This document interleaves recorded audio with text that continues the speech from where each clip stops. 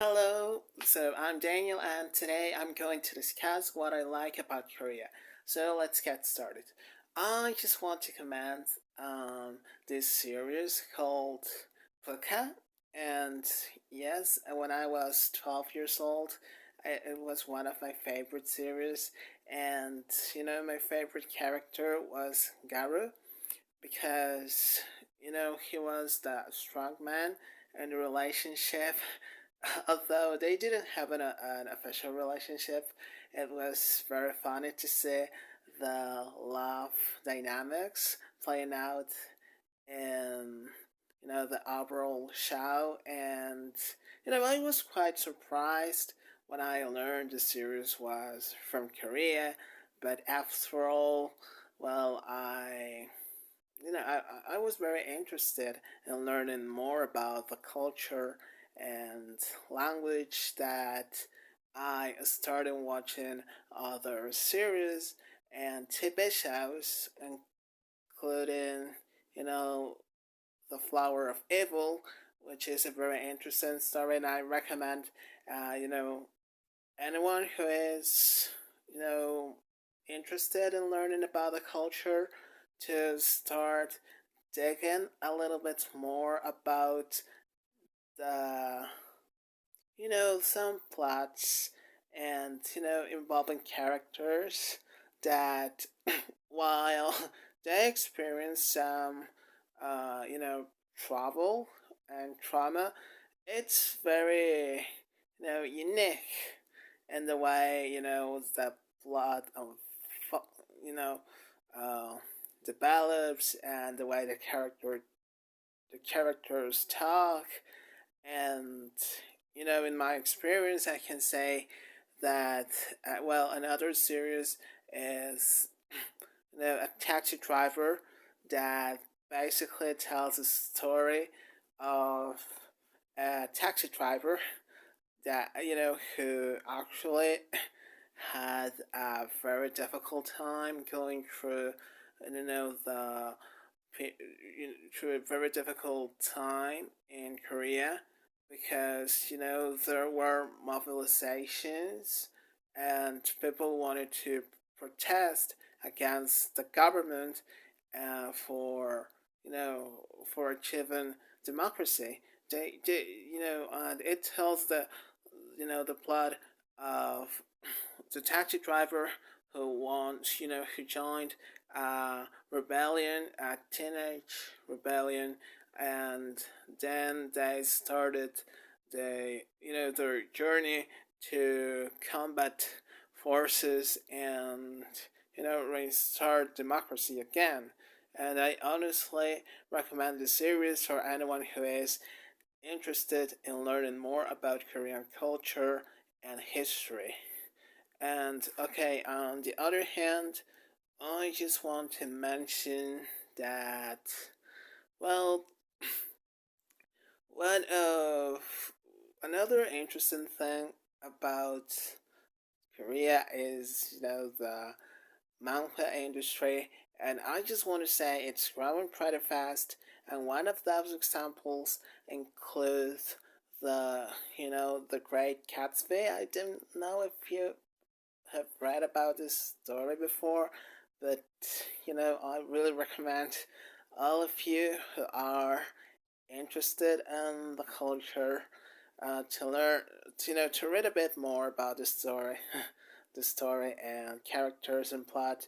I know it's a little bit old-fashioned to read such stories right now, but honestly, I had a very uh, good time reading it.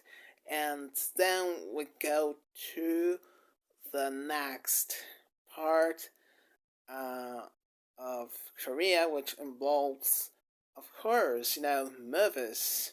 And I had to mention that Parasites was and it has been one of my favorite films, and because it basically involves the problems Korea uh, faces, but at the same time it portrays the other side of Korea, the how people live, or at least what happens to what the social classes, and the psychological horror is very interesting to review.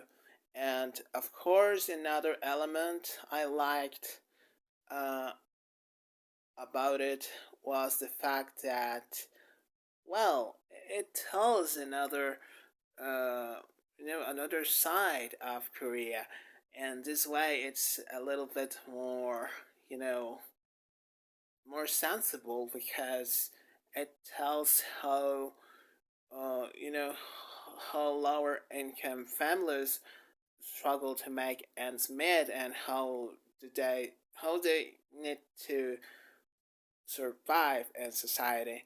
And honestly, my favorite part was the psychological terror and everything that involves, well, how it finally ended, you know? And finally, I have this film, which, well, not film, but series, which is, of course, Squid Game. And I just want to say I loved the second season.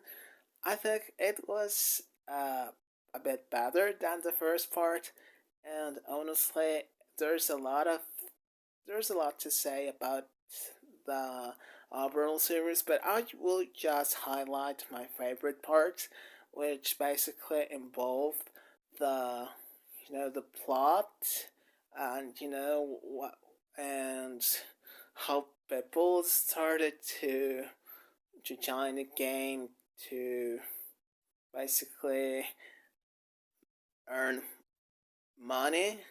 But these people didn't really need as much money as they thought, because, well, some wanted the money, wanted to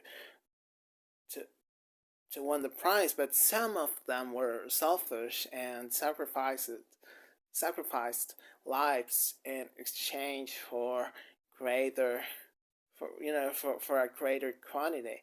And this is the part that is very interesting, because it tells how people can betray others for greed. It tells this part of how people are corrupted, how others don't care about lives when money is involved, and more importantly, how everything is, you know, basically cemented on this value that, well, once things are normalized as killings or else, well, they don't care much about others.